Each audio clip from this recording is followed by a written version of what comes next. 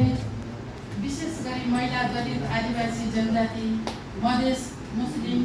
मधेसी मुस्लिम, थारू, अपाङ्गता भएका व्यक्ति, ज्येष्ठ नागरिक, युवा तथा अन्य सीमान्तकृत समुदाय विकास प्रक्रियामा सम्मानपूर्वक सहभागी हुनुपर्छ। नेपालको संविधानले समता, समावेशिता र सामाजिक न्यायलाई राज्यका आधारभूत मूल्यका रूपमा स्थापित गरेको छ।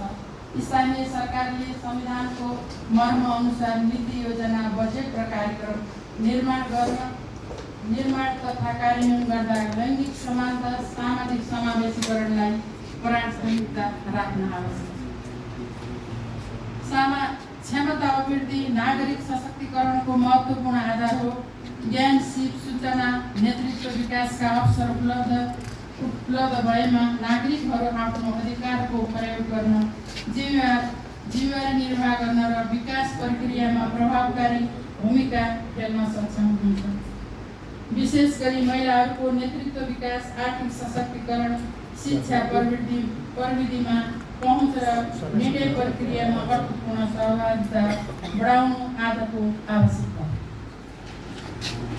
नागरिक सशक्तिकरण भनेको अधिकारको जानकारी मात्र होइन, निर्णय प्रक्रियामा प्रभावकारी सहभागिता, सार्वजनिक निकायसँग रचनात्मक संवाद, सेवा प्रवाहको निगरानी र उत्तरदायित्व सुनिश्चित गर्ने क्षमता पनि। स्थानीय विकासमा नागरिकको सक्रिय सहभागिताले विकासलाई थप उत्तरदायी र दिगो बनाउँछ। राष्ट्रिय महिला आयोगको दृष्टिकोण स्पष्ट छ। महिलामाथि हुने सबै प्रकारका भेदभाव र हिंसा अन्त्य, महिलाको मानवाधिकारको संरक्षण तथा राज्यका सबै तहमा महिलाको अर्थ